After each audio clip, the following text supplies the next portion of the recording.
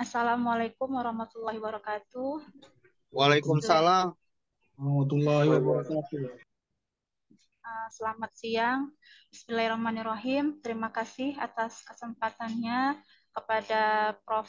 Iskandar Muda selaku dosen pengampu mata kuliah Seminar Riset Sistem Akuntansi. Dan yang saya sayangi teman-teman sekalian, uh, untuk mempersingkat waktu, saya akan langsung mempresentasikan critical journal review saya.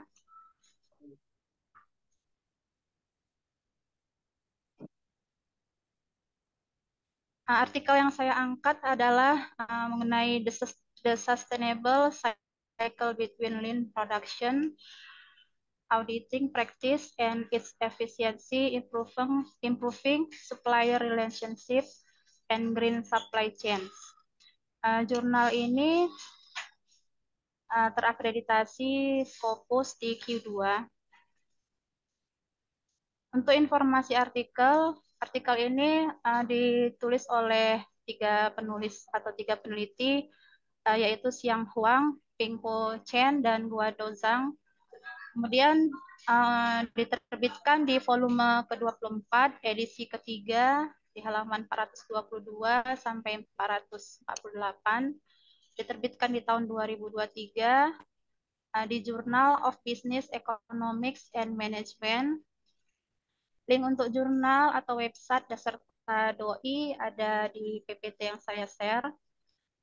Kemudian publisher jurnalnya oleh Vilnius Gediminas Technical University atau Vilnius Tech Lithuania.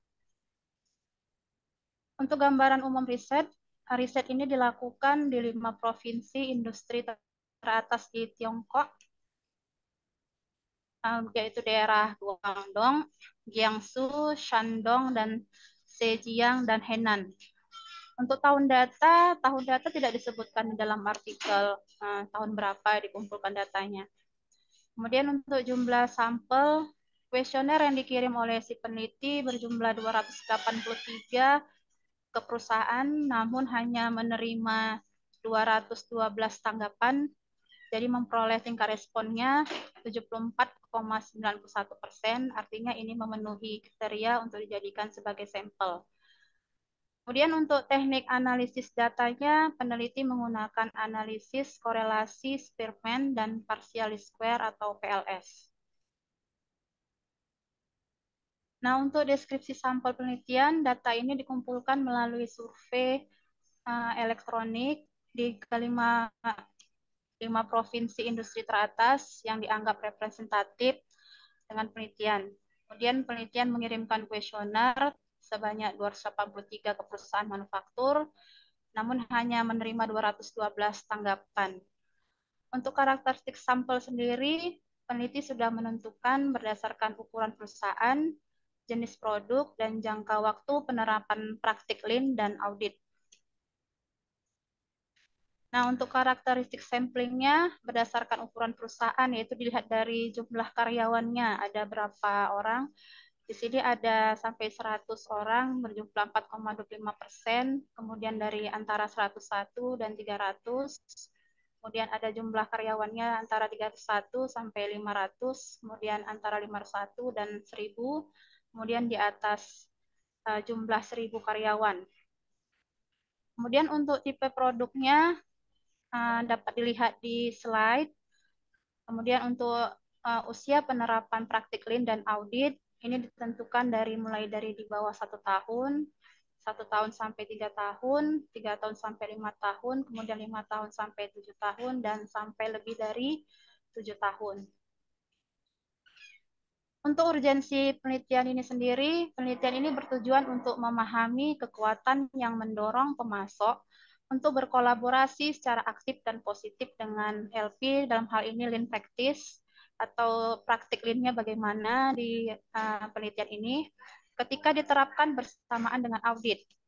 Selain itu, penelitian ini juga bertujuan untuk mengidentifikasi umpan balik yang dihasilkan yang kemudian mendukung peningkatan AP atau audit praktis saat lean practice ini diperkuat. Kemudian penelitian ini secara khusus menunjukkan bagaimana membangun lingkungan yang lebih kuat untuk meningkatkan green supply chain. Kemudian untuk novelty research, penelitian ini menerapkan praktik audit dan menggabungkannya dengan lean practice. Kemudian ada 2DF atau kekuatan pendorong, yaitu dari responsibility drive, dari tingkat tanggung jawab, kemudian dari ES atau kemampuan untuk merespon keadaan darurat. Nah, jadi dengan adanya faktor-faktor kedua ini, RD dan ES dapat memandu pemasok untuk secara aktif dan positif bekerja sama dengan LP sehingga memperkuat dampak dari lean practice ini atau LP.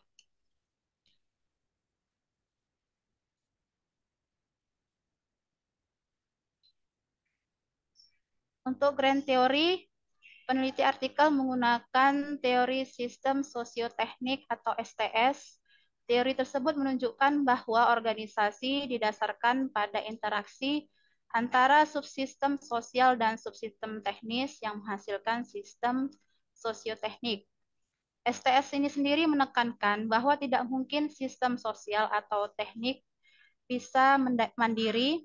Kemudian SS ini atau sistem sosioteknik disirikan oleh aspek sosial dan teknik yang mengarah pada perilaku yang diarahkan pada tujuan dan interaksinya menciptakan kondisi untuk keberhasilan atau kegagalan kinerja. Hal ini dituangkan melalui dari Prodi et al. 2022. Literatur review yang digunakan di penelitian ini berdasarkan dari teori sistem sosioteknik dan penerapannya pada green supply chain.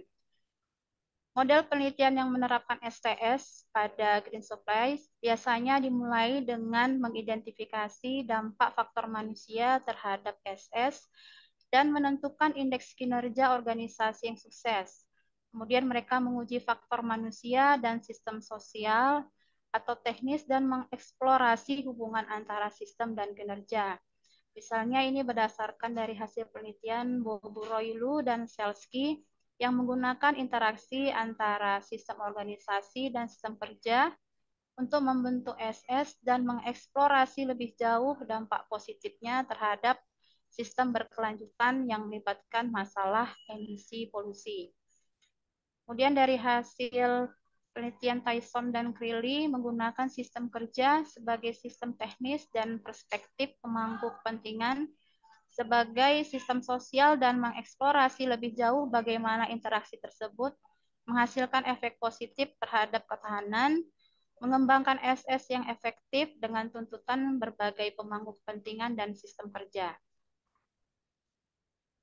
Kemudian untuk literatur berikutnya mengenai efisiensi PI dan RR dalam menjalin hubungan kerjasama pemasok dan meningkatkan green supply chain.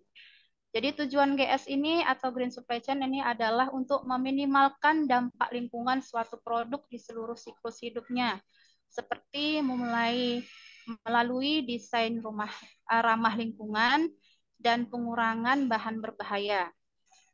Kerjasama mitra rantai pasokan memainkan peran penting dalam mewujudkan green supply chain. Jadi secara khusus kerjasama yang berkelanjutan dan stabil dengan pemasok memastikan bahwa setiap pemasok mempunyai niat yang kuat untuk bekerja sama dengan persyaratan GS. Kemudian uji empiris juga menemukan bahwa PI dengan pemasok mempunyai dampak positif terhadap keberlangsungan kerjasama dan peningkatan RR juga mendorong kerjasama yang stabil dengan pemasok. Nah, kemudian menurut Wang dan Zhao, PI atau integrasi proses ini yang lebih besar dengan pemasok dapat meningkatkan kesadaran kerjasama, sehingga menghasilkan efek yang positif terhadap kelangsungan kerjasama pemasok, bahkan mengarah pada kerjasama yang berkelanjutan. Untuk ketahanan di sini didefinisikan sebagai kemampuan perusahaan untuk waspada, beradaptasi, dan dengan cepat merespon perubahan yang disebabkan oleh gangguan dari rantai pasokan dan menyangkut pencegahan dan pengendalian risiko. Kemudian untuk literatur berikutnya, untuk kekuatan pendorong, jadi di sini Untuk membangun lingkungan lean yang sukses, perusahaan menerapkan mekanisme audit. Jadi mereka mengembangkan standar operasional yang ramping dan mengukur pemasok yang memenuhi standar tersebut. Ini berdasarkan Kin dan Chen tahun 2022. Jadi artinya ketika masalah muncul, produsen segera mengetahui sumber masalahnya dan pertanggungjawabannya. Jadi hasilnya opportunities behavior-nya atau tanggung jawab perilakunya terhadap pemasok dapat dideteksi untuk membantu produsen menyesuaikan atau bahkan mengurangi tingkat kerjasamanya dengan pemasok. Jadi karena diberlakukan ini untuk mengurangi hilangnya keuntungan usaha, pemasok akan secara aktif dan positif bekerja sama dengan lean practice atau kegiatan lean berdasarkan standar yang telah ditetapkan. LP dapat meningkatkan dan bahkan memperkuat tingkat PI atau integrasi proses antara si produsen dan pemasok. Jadi sistem seperti ini mendorong saling ketergantungan dan meningkatkan transparansi. Nah, kemudian untuk kekuatan umpan balik, mengenai kekuatan umpan balik yang pertama adalah perluasan toleransi terhadap audit yang tampaknya merupakan faktor STS yang berbasis masyarakat. Dan yang kedua adalah perluasan penerimaan terhadap intervensi audit yang mirip dengan formulasi struktur STS. Jadi kalau secara khusus, audit ini bersifat mengikat karena memerlukan pengiriman auditor untuk mengarahkan dan mengevaluasi pemasok. Nah, untuk metodologi penelitiannya, untuk pengujian hipotesis, peneliti menggunakan data empiris dari berbagai survei yang diperoleh dari hasil survei pabrik yang ada di Tiongkok yang dijadikan sebagai sampel penelitian. Berdasarkan hipotesis yang diajukan, kuesioner penelitian mencakup terdiri dari 7 konstruk, yaitu termasuk dari kekuatan pendorong, kemudian RD, kemudian dari ES, kemampuan untuk merespon keadaan darurat, kemudian umpan balik, kemudian TE atau toleransi auditing, kemudian AI, penerimaan intervensi audit, peningkatan PI atau peningkatan integrasi proses, kemudian peningkatan ketahanan resiko, rantai pasokan hijau atau green supply chain. Variabel-variabel ini menjadi item konstruk dalam kuesioner. Kemudian peneliti menggunakan Smart PLS 3.3 sebagai alat analisis. Jadi sebelum menguji hipotesis dilakukan terlebih dahulu untuk uji validitas dan reliabilitas konstruk serta uji multikolinearitas. Nah, di penelitian ini hipotesisnya ada 8, yaitu H1A, peningkatan PI berpengaruh terhadap peningkatan GS. Kemudian H1B, peningkatan RR berpengaruh positif terhadap peningkatan GS. Untuk H2A, penerapan audit menginduksi RD yang dapat memperkuat hal positif efek LP pada PI dan RR. H2B, penerapan audit mendorong pemasok untuk meningkatkan ES, merespon keadaan mereka yang dapat meningkatkan efek LP dan meningkatkan PI dan RR. H2C, jika pelaksanaan audit berpengaruh positif terhadap hubungan antara DF, PI, dan RR, maka audit mempunyai efek mediasi. Untuk hipotesis H3A, ketika LP diperkuat, toleransi terhadap audit meningkat, sehingga semakin mendorong efek AP dan meningkatkan PI dan RR. Untuk hipotesis H3B, ketika LP diperkuat, pemasok menjadi lebih menerima intervensi audit yang dapat meningkatkan dampak AP dan meningkatkan PI dan RR. Kemudian hipotesis yang terakhir H3C, jika penguatan LP berdampak positif terhadap hubungan kedua FF, yaitu PI dan RR, maka penguatan LP mempunyai efek mediasi. Nah, untuk theoretical framework-nya atau kerangka konseptual berpikir dari penelitian ini dapat dilihat di PPT yang saya share. Jadi di sini ada socio-technical system, kemudian ada feedback, cooperative relationship, increase RR, dan dilihat bagaimana pengaruhnya terhadap improvement of the GS atau perlakuan terhadap green supply chains-nya. Nah, kemudian untuk hasil riset, terlebih dahulu hasil uji validitas, reliabilitas, dan uji multikolinialitas. Di penelitian ini, untuk uji validitas dan reliable tidak menunjukkan data yang valid dan reliable. Jadi artinya kuesioner yang disebar oleh peneliti layak uji untuk ke tahap penelitian berikutnya. Sedangkan untuk hasil uji multikolinialitas, berdasarkan tabel ditemukan nilai FVF lebih rendah dari 5. Jadi dengan demikian dapat dipastikan tidak ada multikolinialitas antara variabel independen. Nah, untuk hasil pengujian 8 hipotesis dapat dilihat di slide. Semua hipotesis dari H1A sampai H3C itu hasil tesnya adalah didukung. Artinya memiliki pengaruh yang positif dan signifikan. Berdasarkan efek mediasi, hubungan jalur langsung dan tidak langsung, dan hasil Ross-Kierman, disimpulkan bahwa efisiensi interaksi antara keempat kekuatan ini dapat mendorong terciptanya siklus berkelanjutan antara LP dan AP. Karena penguatan LP dan AP dapat meningkatkan PI dan meningkatkan RR, peneliti lebih membuktikan bahwa siklus berkelanjutan ini dapat terus meningkatkan PI dan meningkatkan RR serta meningkatkan GS yaitu Green Supply Chain. Untuk kesimpulan, hasil penelitian ini menunjukkan bahwa pelaksanaan audit menimbulkan dua kekuatan pendorong, yaitu tanggung jawab internal dan kemampuan untuk menanggapi keadaan darurat. Kedua kekuatan ini mendorong pemasok untuk secara aktif dan positif bekerja sama dalam praktik Lean untuk memastikan bahwa dampak dari praktik tersebut diperkuat. Selain itu, praktik Lean yang lebih kuat juga menghasilkan dua kekuatan umpan balik peningkatan toleransi terhadap audit dan perluasan penerimaan intervensi audit yang memperkuat praktik audit. Hasilnya terjadi penguatan berkelanjutan antara praktik Lean produksi dan audit yang selanjutnya menjadi siklus berkelanjutan. Siklus ini dapat terus meningkatkan integrasi proses dan meningkatkan ketahanan risiko, membangun kerjasama yang kuat dengan pemasok, dan meningkatkan rantai pasokan ramah lingkungan.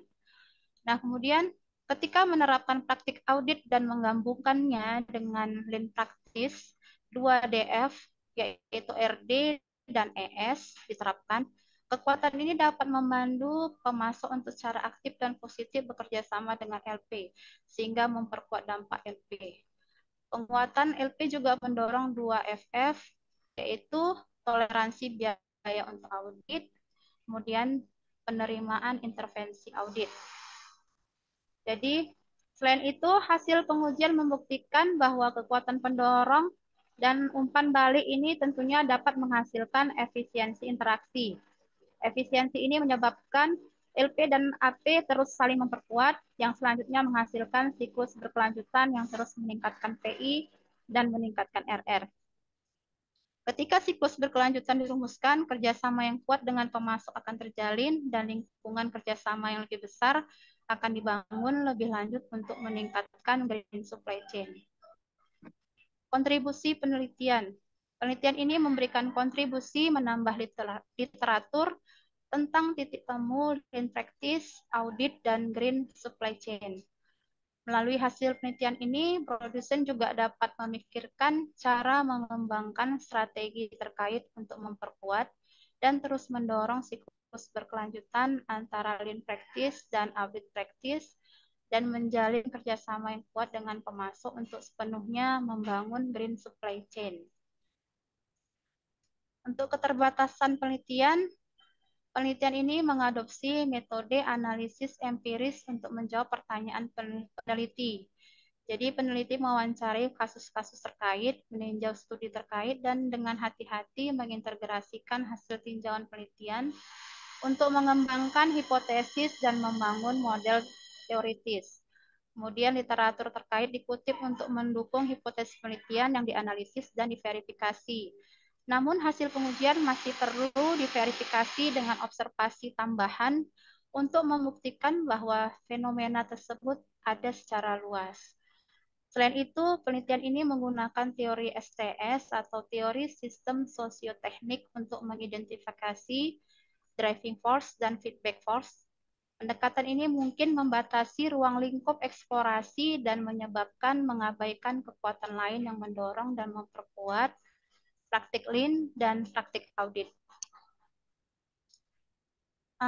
Untuk penerapan penelitian di Indonesia, penelitian ini bisa diterapkan di Indonesia dan di negara berkembang dengan menggunakan model yang sama dengan penelitian ini atau dengan mengikuti dari saran penelitian untuk peneliti selanjutnya. Jadi di artikel ini memang sudah disebutkan atau dijelaskan untuk saran penelitian selanjutnya. Jadi di sini dicontohkan peneliti ini menyarankan penelitian selanjutnya dapat mencoba melakukan studi longitudinal untuk memverifikasi hasil penelitian. Jadi studi longitudinal itu lebih kurang seperti penelitiannya itu, risetnya itu dilakukan dalam jangka waktu yang lebih lama dari yang mereka lakukan. Kemudian dilakukan dalam tahapan yang berulang-ulang. Jadi tidak hanya sekali uji saja, tapi dilakukan secara berkali-kali pengujian. Selain itu, para peneliti dapat menemukan dan mengidentifikasi kemungkinan kekuatan lain melalui teori terkait untuk memahami lebih dalam bagaimana menciptakan siklus berkelanjutan yang lebih kuat antara LP dan AP ini. Jadi diharapkan dengan studi yang lebih lama, studi longitudinal ini diterapkan, jadi lebih ketahuan atau lebih nampaklah kekuatan lain selain dari yang ada di artikel ini tentang pengujian LP dan AP ini terhadap green supply chain. Itu saja dari saya kembalikan lagi ke Prof. Iskandar Muda. Silakan, Ya, Prof. terima kasih. Ya, terima kasih, Bu. Nah, jadi itu ya, Bapak Ibu, terkait dengan riset uh, green supply chain, gitu ya. Jadi green supply chain pada industri manufaktur di China, gitu ya. Dengan sampelnya adalah beberapa manajer produksi, gitu ya. Dan tentunya menekankan bahwasanya green supply chain itu bisa tegak ya berkat dari audit lean ya, atau juga penekanan pada audit, gitu ya. Nah, itu yang bisa diambil kesimpulan. Mungkin Bapak Ibu ada mau menanggapi, gitu ya, atau terkait dengan implementasi yang ada di lapangan, silakan ya ditanggapi. Ya, diberikan kesempatan ya, dibuka forum diskusi. Silakan.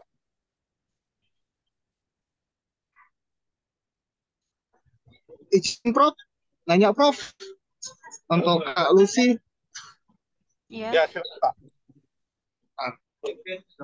Ini saya mungkin dari hasil penelitiannya tadi tuh kan, kalau dilihat dari hipotesisnya semua didukung, gitu kan.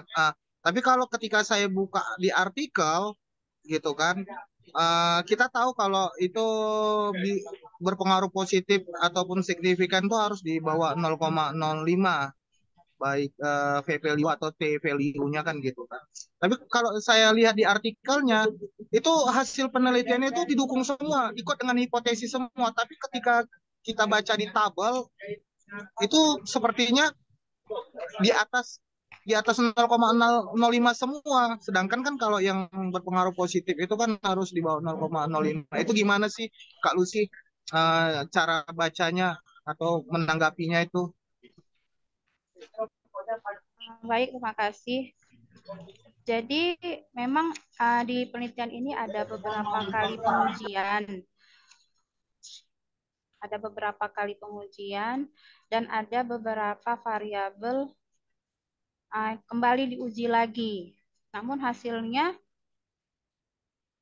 di hasilnya itu di hasil ujinya lagi itu bagus gitu dia di hasil pengujian berikutnya. Dan kemudian Atau mungkin coba ditunjukkanlah artikelnya. Coba di oh ya ya Prof. Baik, nah, Prof. itu.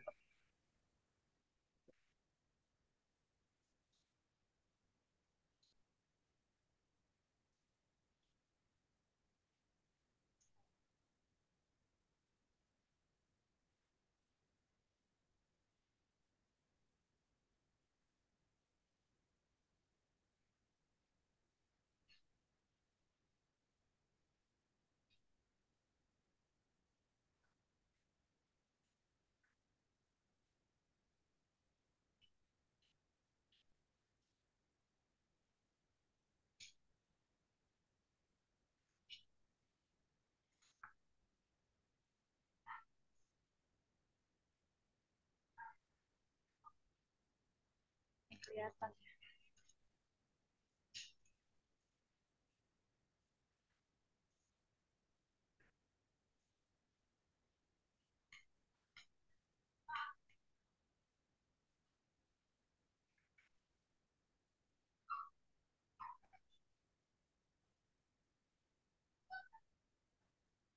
Itu tabel yang mana, Bang Firza?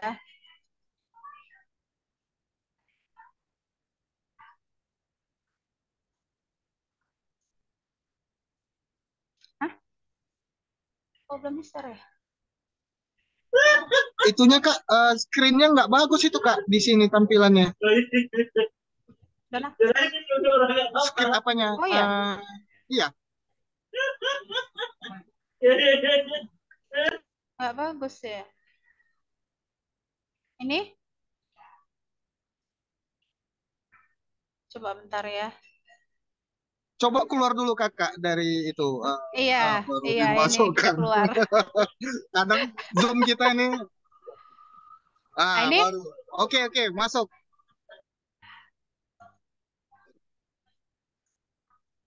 apa itu? Udah kelihatan. Udah kelihatan. Nah, kalau yang dilihat dari kalau uji Spearman Rule-nya di sini masih di bawah 0,1.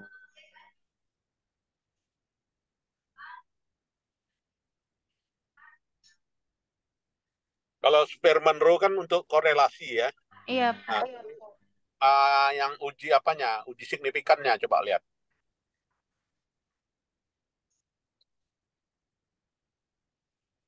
Hmm. Ini vertical.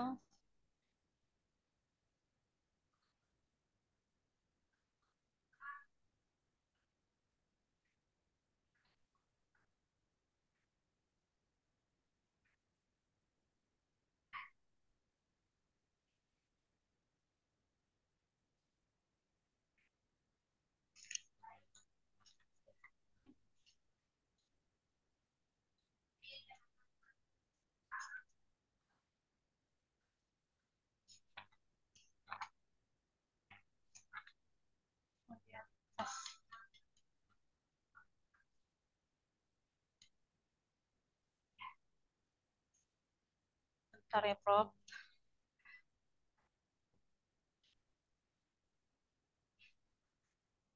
Level tadi itu ya. Atau gini, Kak Lucy, Mm-mm. artinya kan hipotesis itu kan, tadi Nah, kan ini untuk hipotesis itu validitas semua. sama reliabilitasnya.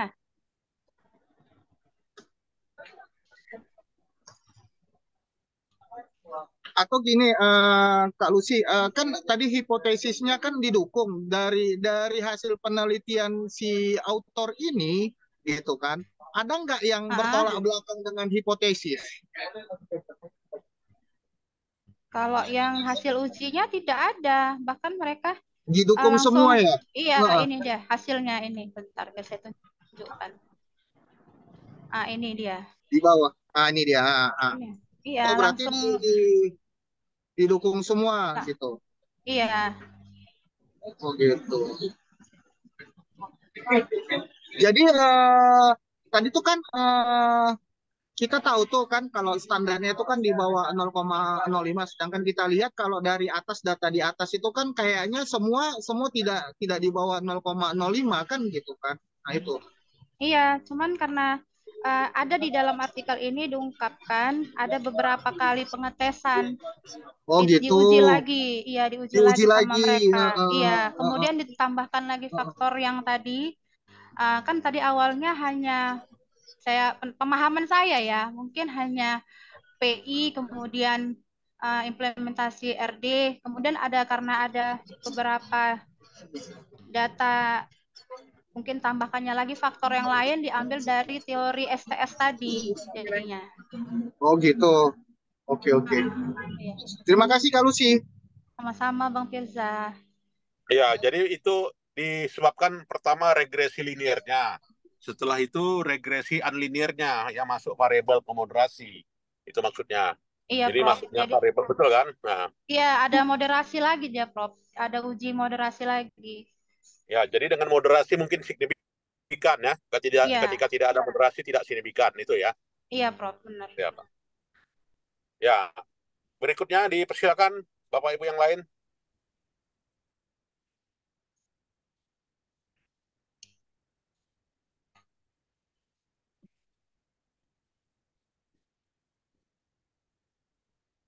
Baik, izin Prof. Ya, silakan Pak Faisal.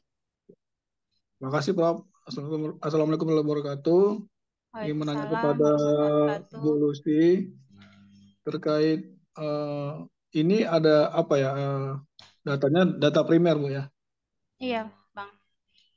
Jadi mau dari eh, ada nggak dia penulisnya menyebutkan eh, penelitian terdahulunya ada berapa berapa sampel itu yang boleh di boleh itu dianggap apa ya valid untuk diajukan sebagai penelitian gitu. Misalnya ada nggak dia jelaskan peneliti sebelumnya gitu. Dia misalnya sekian X sampel yang disebar, kemudian yang kembali misalnya 78% gitu. Itu sudah valid nggak dilakukan pengujian? Mungkin itu Bu Lucy pertanyaannya. Iya, terima kasih Bang Faisal. Kalau di artikelnya ada Bang disebutkan. Jadi pada saat pengembaliannya hanya sebentar biar saya balikkan ke PPT.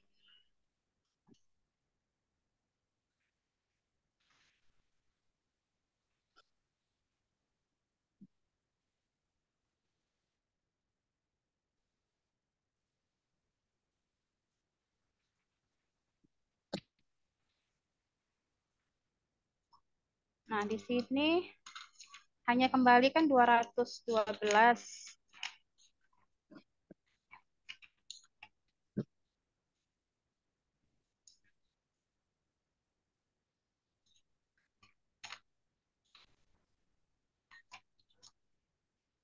Jadi di sini disebutkan kami mengirimkan kuesioner dan informasi terkait lainnya ke 283 perusahaan, cuman menerima 200 tanggapan yang dianggap valid.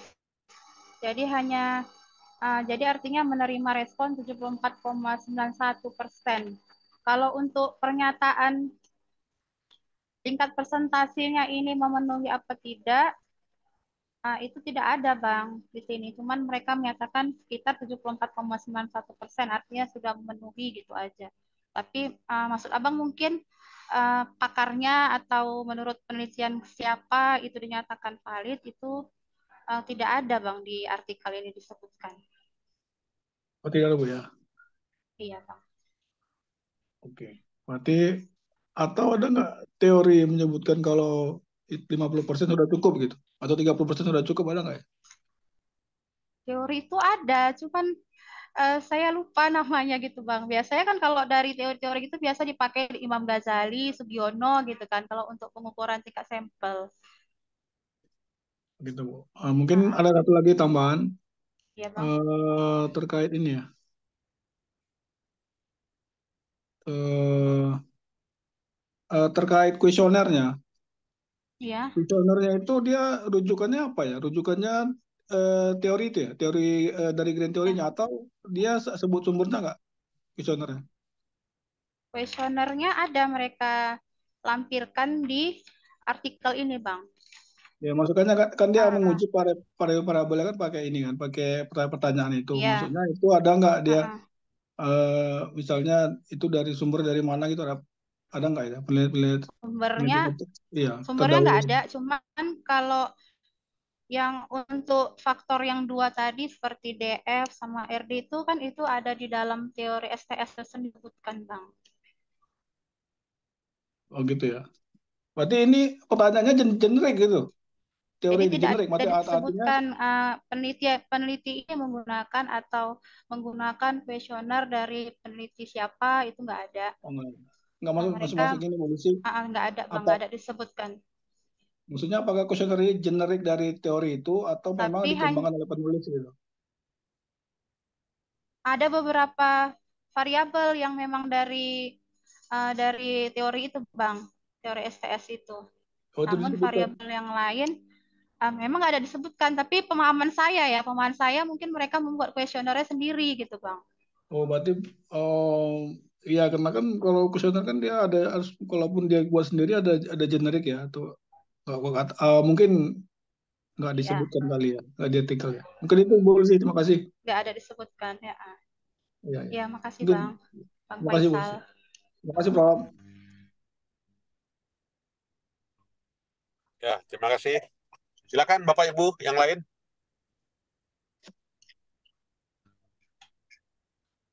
Cukup ya. Baik. Terima kasih saya ucapkan kepada Ibu Lucy. Eh,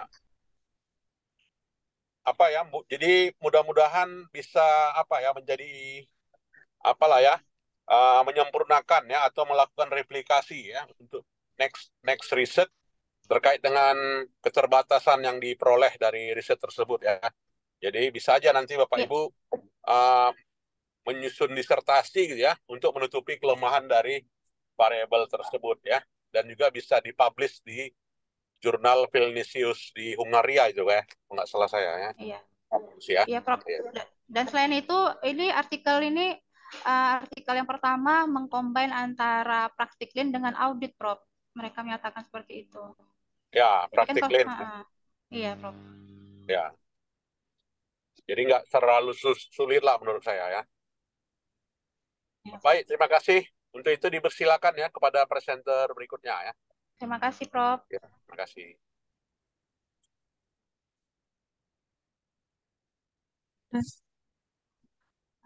Iya, bentar, stop share. Ada deh.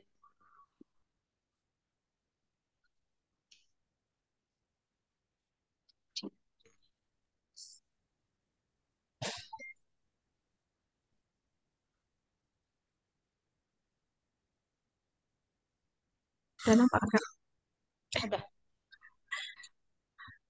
Assalamualaikum warahmatullahi wabarakatuh. Selamat sore, salam sejahtera untuk kita semua. Yang saya hormati Bapak Prof. Iskandar Budak, mata kuliah Sistem Desa Akuntansi, dan saya sayangi teman-teman sekalian.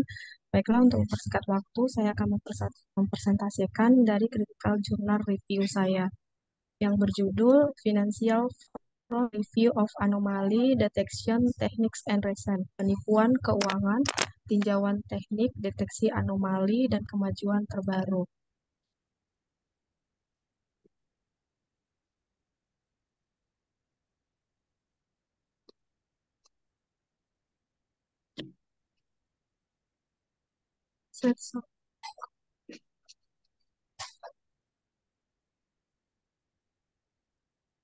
Kok lupa ya?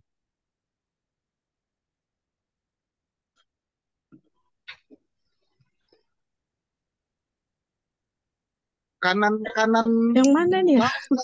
kanan bawah Kak. F5 ya?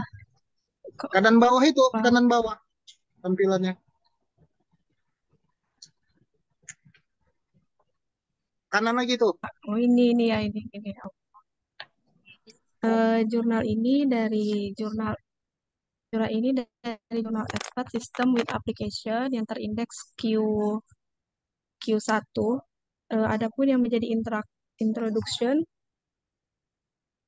deteksi anomali adalah bidang luas yang mengatasi masalah identifikasi contoh data atau peristiwa yang tidak sesuai dengan perilaku yang diharapkan berdasarkan Kandola, Banerjee, dan Kumar 2009. Istilah deteksi outlier sering digunakan secara bergantian dengan deteksi anomali dapat terjadi pada data karena berbagai alasan seperti aktivitas dari kerusakan sistem dengan karakteristik umum bahwa alasan menarik untuk dianalisis berdasarkan Kandola et al. 2009.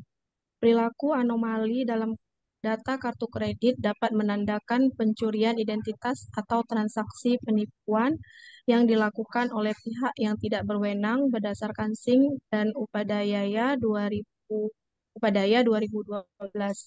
Dalam beberapa tahun terakhir, penipuan keuangan yang mencakup namun tidak terbatas pada penipuan kartu kredit, penipuan asuransi, pencucian uang, penipuan layanan kesehatan, dan penipuan sekuritas dan komoditas yang telah mendapatkan banyak perhatian yang tidak diinginkan dari upaya dan kepentingan yang berupaya mencegahnya. Tujuan penelitian ini adalah untuk meninjau dan memberikan gambaran yang komprehensif dan terstruktur tentang keadaan penelitian dan literatur saat ini dipublikasikan tentang teknik deteksi anomali yang diterapkan di dalam penipuan keuangan. Yang menjadi related survei-nya berdasarkan Hodge dan Austin menerbitkan salah satu survei pertama tentang metodologi deteksi anomali atau outlier pada tahun 2004 yang memberikan tinjauan komprehensif mengenai subjek tersebut. Literatur memberikan latar belakang yang luas tentang outlier atau anomali dan tantangan yang terkait dengan pendeteksiannya serta tinjauan menyeluruh terhadap statistik awal pembelajaran mesin. Pada tahun 2009, Kandola dan kawan-kawan juga mensurvei berbagai teknik deteksi anomali yang diusulkan dalam penelitian sebelumnya tidak mencakup oleh Hodge dan Austin, memberikan lebih banyak wawasan tentang berbagai aplikasi kehidupan nyata yang mereka gunakan berdasarkan Kandola et al. 2009. Makalah survei ini menyajikan tinjauan kritis terhadap literatur penelitian tentang deteksi penipuan keuangan. Penekanannya adalah pada evaluasi dan perbandingan keterbatasan, tantangan, dan seluruh rangkaian ukuran kinerja yang digunakan untuk memberikan komentar mengenai temuan penelitian terkini dan mutakhir. Teknik-teknik yang tercakup dalam literatur yang disurvei mencakup model-model yang diteliti secara mendalam seperti mesin vektor pendukung atau SPM, decision trees atau DT, random forest, RF, model Markov tersembunyi, HMM, jaringan perseptron berlapis, MLP. Deteksi anomali untuk penipuan ini itu digunakan dengan 3 metode. Yang metode yang pertama, metode yang diawasi. Dia dengan menggunakan mesin vektor pendukung atau SPM. Jadi SPM ini menjanjikan teknik non-parametrik berdasarkan teori pembelajaran statistik dalam pembelajaran mesin yang telah menunjukkan kegunaannya dalam tugas klasifikasi berdasarkan Corles dan Vapnik 1995. Ringkasan literatur yang diterbitkan menggunakan SPM yang disurvei di dalam makalah ini yang diterapkan pada deteksi penipuan kartu kredit dan asuransi.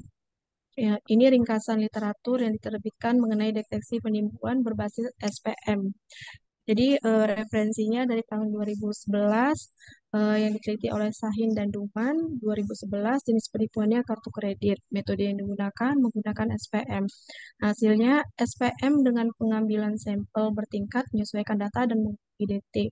Sedangkan 2011 penelitian dari Batcari dan kawan-kawan jenis penipuannya kartu kredit. Metode yang digunakan SPM. LR mengungguli SPM ketika tingkat penipuan menurun, hasilnya menjadi sebanding. Kemudian penelitian dari Lu dan Zhu 2011, jenis penipuannya kartu kredit, metode yang digunakan ICW dan SFM. ICW SPM lebih unggul dibandingkan SPM dan DT, serta lebih efisiensi secara komputasi. Berdasarkan Hejazi dan Singh 2013, jenis penipuan kartu kredit, metode yang digunakan OCSPM. SPM satu kelas mengungguli SPM dalam kumpulan data yang tidak seimbang, akurasi ensemble RF. Kemudian berdasarkan referensi penelitian Red Taylor dan NY 2000, jenis penipuannya kartu kredit, metode penggunaannya SPM sebanding tetapi kurang dari LOF dan IF, namun menunjukkan AUC tertinggi. Di sini juga ada Hejazi, kemudian Taujisin. Dia jenis penipuannya mobil pertanggungan. Jadi metode yang digunakannya DFSPM. DFSPM ini mengungguli Finder SPM dalam hal F-score, recall, dan persisi. Kemudian penelitian dari Sunda Kumar dan Raffi 2015, jenis penipuannya mobil pertanggungan, metode yang digunakan KRNN, OC, SPM. Jadi peningkatan signifikan dalam AUC dan penarikan kembali model SPM dengan hilangnya presisi KRNN. Kemudian penelitian Sunda Kumar dan Raffi dan Sideswar, jenis penipuannya mobil pertanggungan, metode yang digunakannya OCSPM. Ya, KRNN diidentifikasi sedikit membatasi kinerja keseluruhan, oleh karena itu dihilangkan. Yang kedua, jaringan saraf tiruan atau NN. Jaringan saraf ini adalah algoritma komputasi yang meniru prinsip kerja otak manusia menggunakan elemen yang dikenal sebagai neuron. Ngat et al. 2011. Pada bagian ini akan membahas jaringan saraf feed forward, juga dikenal sebagai jaringan perseptron berlapis-lapis atau MLP, yang merupakan jenis jaringan saraf yang paling sederhana. Ringkasan literatur yang diterbitkan tentang deteksi penipuan kartu kredit berbasis NN. Itu berdasarkan penelitian dari Maes dan kawan-kawan 2002, terbitkan 2002. Jenis penipuannya kartu kredit, metodenya MLP, metode yang dipakai, yang diusulkan. MLP dilatih kumpulan data yang telah diproses sebelumnya memberikan hasil yang baik, tetapi kinerjanya dikalahkan oleh jaringan Bayesian. Kecepatan. Nah, kemudian yang kedua, berdasarkan Ghost dan Rayleigh, jenis penipuan kartu kredit, metodenya MLP. MLP menghasilkan 20 hingga 40% penurunan kerugian ekonomi. Kemudian penelitian dari Aleskerov dan kawan-kawan, jenis penipuannya kartu kredit, metode yang digunakan MLP, menggunakan momentum selama pelatihan meningkatkan kinerja MLP, mendeteksi 85% kasus penipuan. Kemudian di sini juga ada dia jenis penipuannya asuransi kesehatan, itu berdasarkan dari penelitian dia dan kawan-kawan, metode yang digunakannya MLP.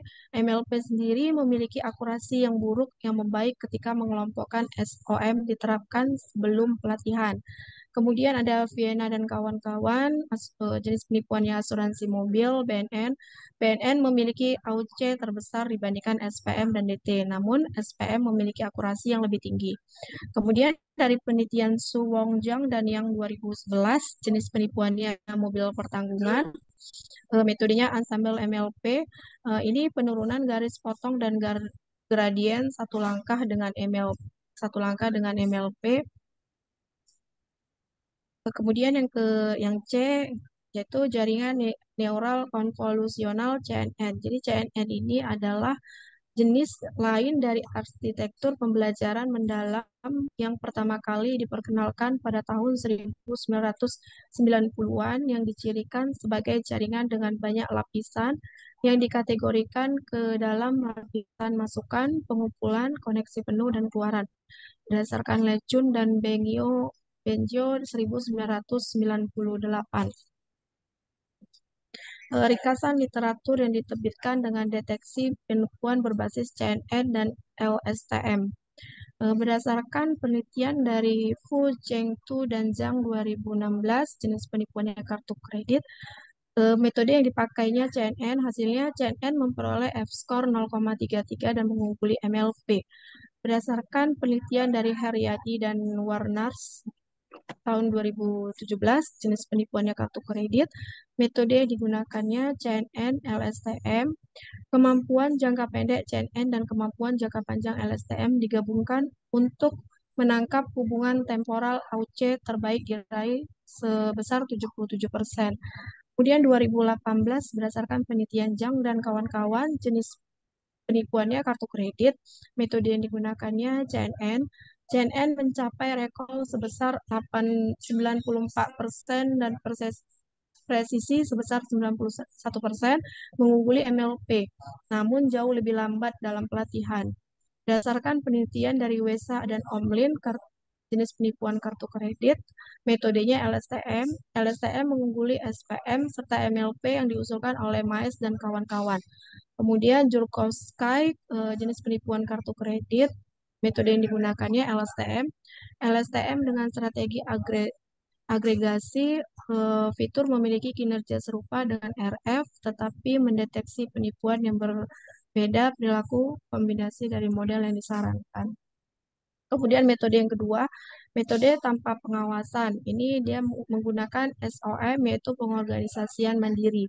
Di SOM ini merupakan jenis jaringan saraf yang menggunakan pembelajaran tanpa pengawasan yang mengonfigurasi neuron jaringan sesuai dengan struktur topologi data masukan berdasarkan Cohonen 1990. Kemudian kinerja deteksi model berkembang menjadi model berbasis campuran Gaussian, GM, dan SOM hierarki yang berkembang menjadi GHSOM. Pendekatan GHSOM dikembangkan untuk menemukan pola topologi pelaporan keuangan yang curang dan perbedaan dalam GHSOM adalah fokusnya terutama pada pembuatan klaster data daripada menggunakan visualisasi SOM berdasarkan Olszewski 2014, Wang et al. 2014. Yang kedua, dia menggunakan jaringan autoconder. Jadi ini merupakan ringkasan daripada literatur yang diterbitkan tentang deteksi penipuan berbasis autocoder. Jadi berdasarkan penelitian Kazemi dan Zarabi 2017, jenis penipuannya kartu kredit, metode yang digunakannya AE yaitu autoencoder. Hasilnya akurasi AE sebesar 81,6% diungguli oleh akurasi SOM sebesar 82,4%. AE. Kemudian yang kedua, berdasarkan fungsi Riyad 2018, jenis penipuannya kartu kredit, metode yang digunakannya AE. AE lebih unggul dibandingkan RBM, namun berkinerja buruk dengan ukuran kumpulan data yang kecil. Kemudian berdasarkan penelitian Swiss dan kawan-kawan, jenis penipuannya kartu kredit, metode yang digunakannya AE. AE dengan arsitektur yang lebih dalam memiliki performa terbaik dalam hal perolehan kembali sebesar 93,8% dibandingkan dengan FAE. Dua metode memiliki presesi yang baik. Kemudian berdasarkan Paula 2016 itu penipuannya pencucian uang, metode yang digunakannya AE. AE mampu mendeteksi kasus penipuan yang sebelumnya diidentifikasi oleh pakar domain. Kemudian metode yang ketiga, metode semi supervisi. Jaringan yang digunakannya itu jaringan adversarial generatif atau GAN.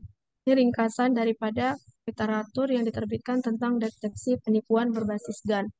Berdasarkan Chen dan kawan-kawan, jenis penipuannya kartu kredit, metode yang digunakannya AE GAN. Hasilnya GAN dilatih tentang SAE, fitur yang dipelajari dari kelas mayoritas telah meningkatkan skor F dan presisi, tetapi dengan penurunan daya ingat. Kemudian penelitian yang kedua, berdasarkan Tanaka dan Aranha 2019, jenis penipuannya kartu kredit, metodenya GAN DTA. DTA yang dilatih dengan oversampling berbasis GAN, kelas minoritas memiliki presisi yang sedikit lebih tinggi, tetapi perolehannya lebih rendah dibandingkan saat menggunakan SMOT atau ada SYN. Kemudian kalau dia dilihat dari literatur penelitian Caritau dan kawan-kawan 2020, jenis penipuannya pencucian uang yang digunakannya fitur SAE-GAN. Hasilnya SAE diekstrasi dari seluruh rangkaian kereta, kemudian digunakan untuk melatih generator GAN untuk menghasilkan sampel perlengkap. Sampel yang dihasilkan ditambah ke dalam set pelatihan dan diskriminator dilatih untuk mengklasifikasi sampel. Kesimpulan area utama yang dieksplorasi dalam survei ini adalah penipuan kartu kredit, penipuan asuransi, dan pencucian uang. Terbukti bahwa tantangan yang dihadapi sangat bervariasi berdasarkan jenis aplikasi penipuan yang berbeda. Kami menunjukkan bahwa tidak ada satupun teknik atau pendekatan deteksi anomali yang dapat diterapkan secara universal untuk semua jenis penipuan keuangan yang diuraikan dalam survei ini. Dari literatur survei terlihat jelas pergeseran tren di mana sebagian besar peneliti terbaru mengadopsi model tanpa pengawasan dan semi pengawasan dibanding dengan model yang diawasi. Arsitektur pembelajaran yang semakin populer beberapa tahun terutama untuk mendeteksi penipuan kartu kredit adalah CNN dan LSTM. CNN dapat menangkap hubungan temporal jangka pendek dan perilaku pemegang kartu dan kecil kemungkinan untuk melakukan overfit pada data dibandingkan MLP. LSTM di sisi lain menangkap perilaku temporal jangka panjang dan mengidentifikasi kasus penipuan yang tidak terdeteksi oleh model lain ketika diterapkan bersama dengan model tersebut.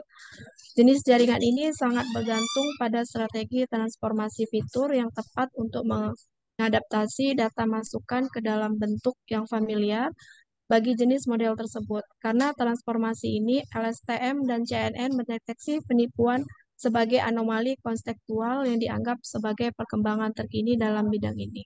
Demikianlah pemaparan dari Critical Journal Reviews saya. Selanjutnya saya kembalikan ke Prof. Iskandar Ya, Muda.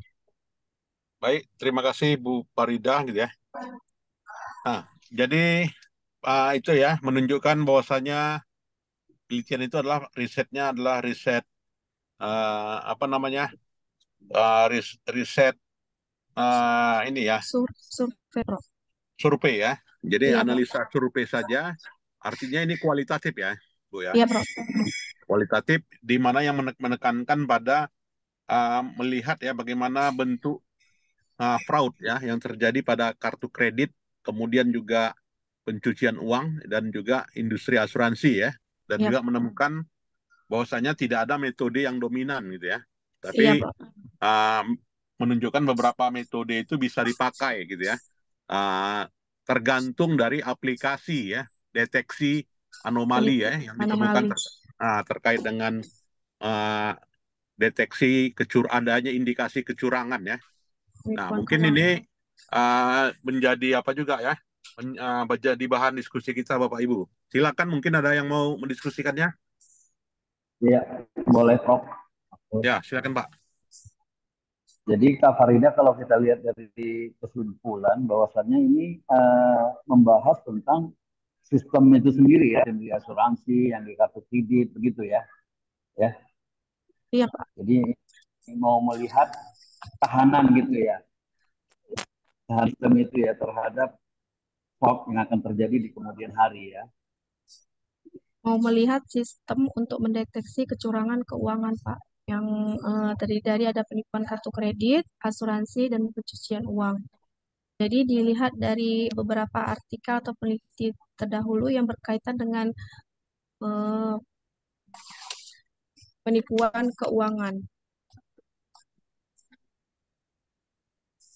Nah, kalau ini kan surveinya berarti nggak ke human ya, nggak ke orang pelaku atau orang yang korban, nggak ada ya, nggak ke situ ya ini tandanya ya. Enggak, tetapi dilihat beberapa artikel yang berkaitan dengan penipuan keuangan dan deteksi anomali. Nah, jadi setelah dianalisis, kemudian yang ternyata yang hasilnya lebih bagus itu dengan menggunakan CNN dan LSTM. Dari hasil penelitian yang Nah, lain. CNN dan STM itu termasuk variabel kunci dari sistem itu sendiri gitu ya, atau filter di penggunaan sistem yang digunakan begitu. Itu nama Itu sistemnya, iya. Ya gitu ya.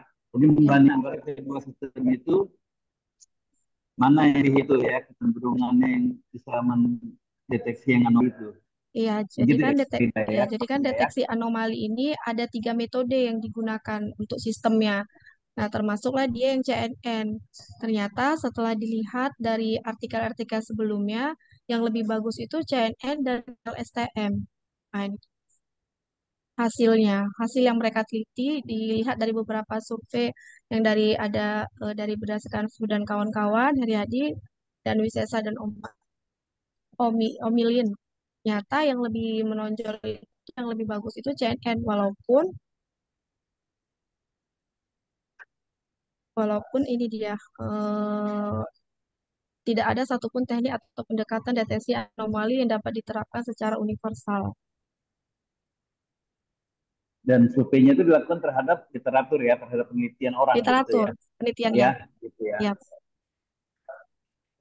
Kalau di sini ada disebut nggak tools yang kita gunakan untuk membaca interpretasinya dalam penelitian ini? Kenapa Pak? Kak, kurang dengar suaranya.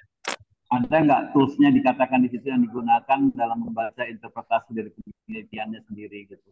Ada alat apa yang dipergunakan gitu, untuk membantu menginterpretasi? Kalau dari sini dia langsung langsung memberikan hasilnya aja, tapi menggunakan alatnya seperti CNN, kemudian SPM, cuman metode yang digunakannya nggak tertera, langsung hasilnya. Oke, silakan teman-teman yang lain lanjut.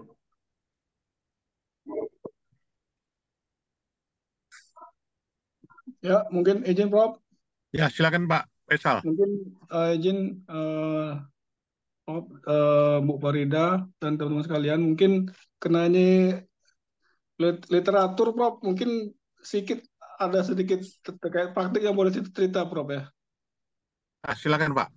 Jadi kena itu literatur menarik sekali karena sebelum kita baca literaturnya, kondisinya sudah kita alami gitu Prof ya. Ya. Terkait adanya fraud itu di kartu kredit. Nah, di tempat kita sih kartu kreditnya belum ada. Yang ada kan kartu debit. Hampir sama itu hampir sama kondisinya, di mana di seluruh transaksi itu memang ada di sistem itu ada istilah anomali atau kejadian-kejadian yang luar biasa di luar parameter, dan atau juga dia eh, bisa mereka sebut juga bugs data gitu, Prof. Tiba-tiba ada satu parameter yang dirubah, tidak diprediksi oleh engineer-nya, ya, IT engineer, dia merusak data yang lain, sehingga itu kalau di buku, di literatur ini, di artikel ini dia sebut namanya ada istilah application fraud. Jadi dia sebenarnya tidak ada indikasi untuk merugikan, tetapi lebih kepada adanya kesalahan dari sistemnya, dan itu di luar parameter. Kemudian terkait ini Prof, teman-teman sekalian juga anomali ini memang sudah diharuskan untuk di mapping atau di data terkait apa yang menyebabkan terjadinya fraud tadi.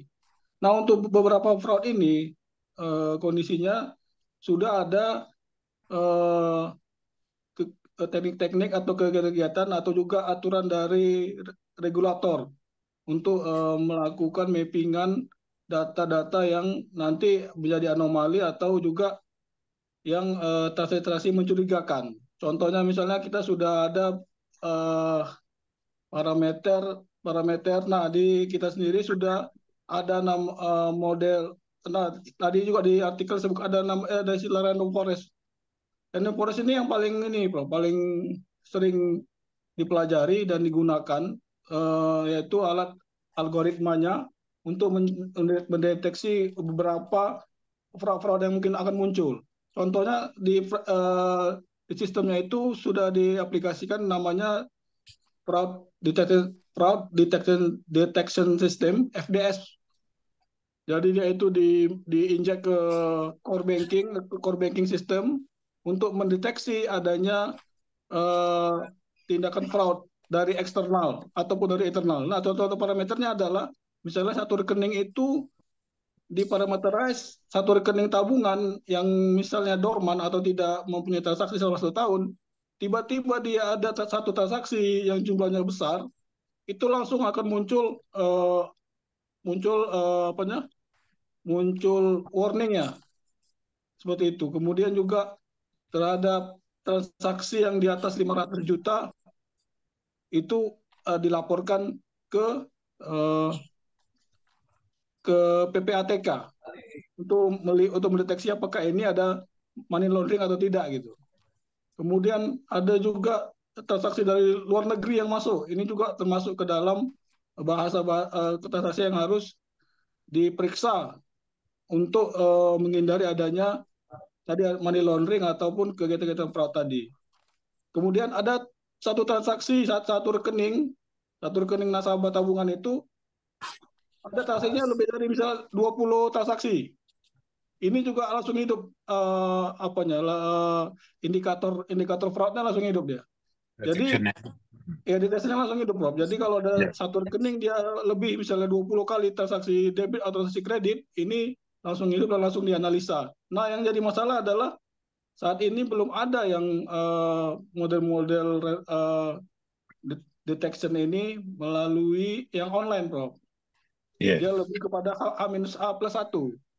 Jadi sudah ada Hmm. kejadian baru, dia itu ketahuan. Kenapa? Karena investasi untuk fraud yang online itu sangat mahal ya. Kalau kecuali nanti mungkin yang terkait yang punya Citibank atau Standard Chartered itu mereka sudah punya terkait Ya, alat-alatnya, deteksi FDS-nya itu. keuangan. Kemudian ada tadi Prof terkait ada kita baca juga application fraud tadi. Nah yang ada tadi juga bahasanya phishing ya. Jadi dia ketika saat ini yang tren itu phishing, di mana ada kita menerima file APK dalam bentuk undangan, itu termasuk salah satu aplikasi fraud. Kalau kita buka file APK-nya, maka dia akan mengkorupsi data-data yang ada di handphone kita. Nah ini juga belum bisa kita atasi secara langsung ya. Tapi kalau ada kejadiannya dia bisa langsung dibaca oleh mesin FDS-nya,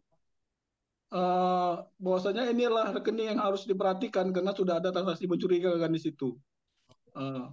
Ini tadi kita baca di artikel tadi itu contoh aplikasinya gitu. Nah yang kemudian ada terkait bankrupsi fraud tadi. Nah ini kalau kartu kredit bankrupsi fraud ini dia sekali tarik langsung dihabiskannya. Memang ini ada niat jahat dia. Nah ini memang ini lebih kepada orangnya, tidak kepada perilaku, tidak pada sistemnya gitu ya. Ini bankrupsi fraud. Nah kemudian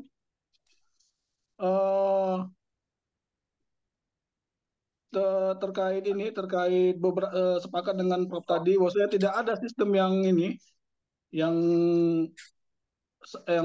satu saja untuk menangani kejadian fraud ini, tetapi ada beberapa memang sistem yang digunakan oleh perusahaan-perusahaan khususnya yang berinterface dengan nasabah yang banyak.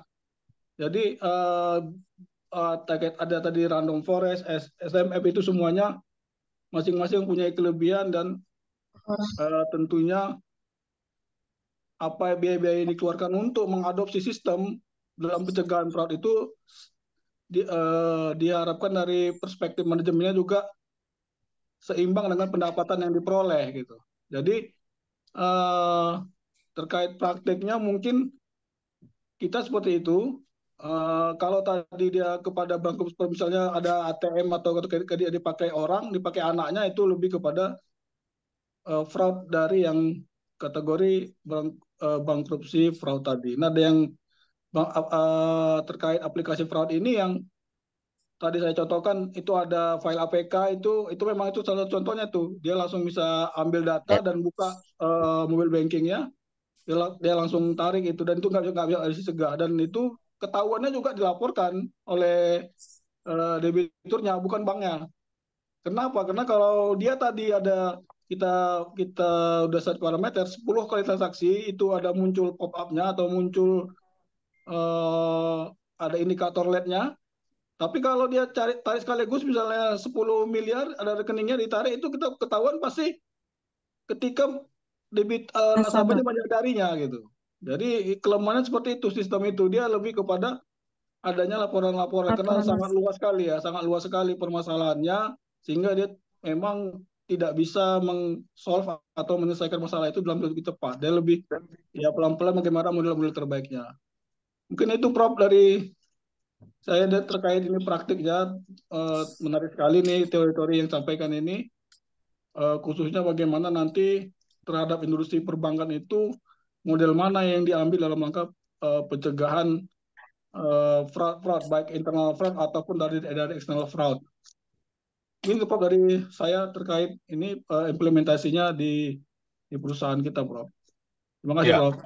ya, terima kasih Pak Faisal Panggabean. Jadi bisa kita lihat tadi ya bahwasanya dari apa yang dipraktikkan oleh perusahaan Pak Faisal Panggabean ya, bahwasanya fraud itu gitu ya lebih apa ya di tindakan pengendalian preventifnya apa ya, jarang ya, atau belum mumpuni lah ya dilakukan, atau cenderung pada detektif preventifnya ya, mungkin lebih berperan lebih besar dibanding dengan preventifnya ya. Nah, itu mungkin yang bisa kita ambil kesimpulannya ya, terutama tadi menghadapi file-file APK gitu ya. Iya, Jadi Prof. fraud itu di level preventif ya. Preventifnya belum dominan, tapi lebih dominan di level detektif ya, atau juga korektifnya. Ya, itu mungkin yang bisa kita ambil kesimpulannya ya. Ya, Mungkin ada tambahan Bapak Ibu sekalian, silakan. Atau ada yang mau didiskusikan lagi? Iya, Bang Faisal bilang tadi Citibank itu udah ada alat yang super canggih ya Bang Faisal, tapi Citibank Standard itu tutup juga dia nih. Mungkin ya, kendala fraudnya besar juga ya untuk di kartu kreditnya itu ya Prof ya. Iya, Pak. jadi terkait kartu kredit, Prof, memang permasalahannya adalah utamanya adalah settlement, Prof, penyelesaian. Iya, iya. Jadi penyelesaian ini makanya kita juga nggak masuk terlalu ini ya, Prof, ya, terlalu mahal sekali biayanya dan effortnya terlalu Iya. mahal sekali. Nah, settlement ini mencakup dari ketika nasabah melakukan transaksi di merchant itu langsung tagihkan ke bank. Bank itu tidak langsung membayar, tapi dia memverifikasi transaksi benar apa tidak. Nah, sekarang ini sudah dibantu misalnya ada kartu kredit itu dia sudah punya WA. WA itu kalau eh, kita pakai dia langsung muncul tuh, langsung keluar transaksinya di WA kita. Yang jadi masalah itu adalah ketika dia tidak punya WA, tidak punya notifikasi notif, ini sudah dipakai beberapa kali oleh fraud tadi, yang pelaku fraud. Nah, ketahuannya ketika dia uh, ketahuannya ketika dia pada akhir bulan terima billing gitu. Ada tagihan. Terima billing, Oh, iya. ada tagihannya. Loh, ini transaksi apa? Saya nggak pakai. Seperti itu, Prof. Jadi kalau dia tadi misalnya punya WA yang connect dengan WA bankingnya, itu bisa langsung ketahuan. Oh, ini saya nggak pakai ini. Dia langsung report. Itu ketahuan tuh. Selesai. Nah, yang nggak ketahuan itu dia pada uh, bulan berikutnya. Nah, ini yang jadi berbulan-bulan itu penyelesaiannya.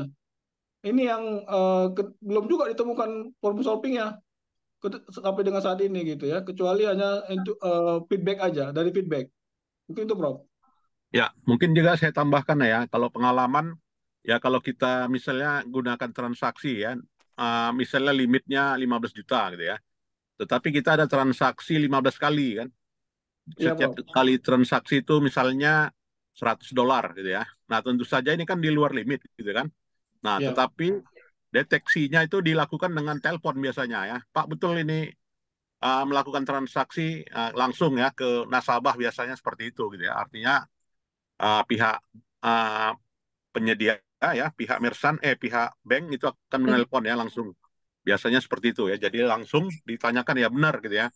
Ya Ya. kalau di atas limit ya tentu saja kan bisa aja kan. Artinya ketika transaksi dibayar gitu kan, bayar kemudian transaksi lagi ya, kemudian bayar lagi gitu kan. Nah, itu kan dari sisi apa? Dari sisi pergerakan bisa mencurigakan gitu ya.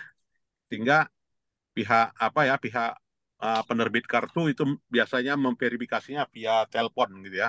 Mungkin teknik itu yang lebih dominan ya untuk mencegah fraud gitu ya.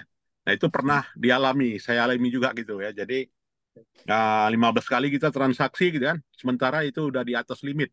Ya, tapi bisa kita bayar langsung ya dengan mobile, ya langsung lunas, kemudian transaksi lagi, kemudian lunas, transaksi lagi gitu ya. Nah, itu memang bisa menimbulkan kecurigaan ya dari sistem gitu ya. Jadi kalaupun cepat, kalau beberapa aplikasi yang di luar kartu, misalnya aplikasi transfer bank, misalnya menggunakan PayPal ya, atau juga menggunakan Wise. Nah, itu apa ya? Dia akan minta face detection ya, atau juga minta apa ya? Minta Screen. login lagi. Nah, minta login lagi dia. Biasanya seperti itu. Kalau kita terlalu cepat pun gerakan kita ya, menggunakan kursor atau juga layar, ya dia akan minta login kembali ya, karena ada gerakan yang mencurigakan. Nah, itu biasanya deteksi menggunakan aplikasi platform pengiriman, uh, beberapa aplikasi seperti Sendme, PayPal, atau juga Wise ya.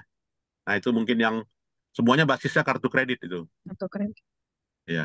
Nah, itu mungkin tambahan juga ya bagi yang sudah yang melaksanakan, yang sering ya bertransaksi. Nah, itu saya kira. Silakan Bapak Ibu, ada yang lain?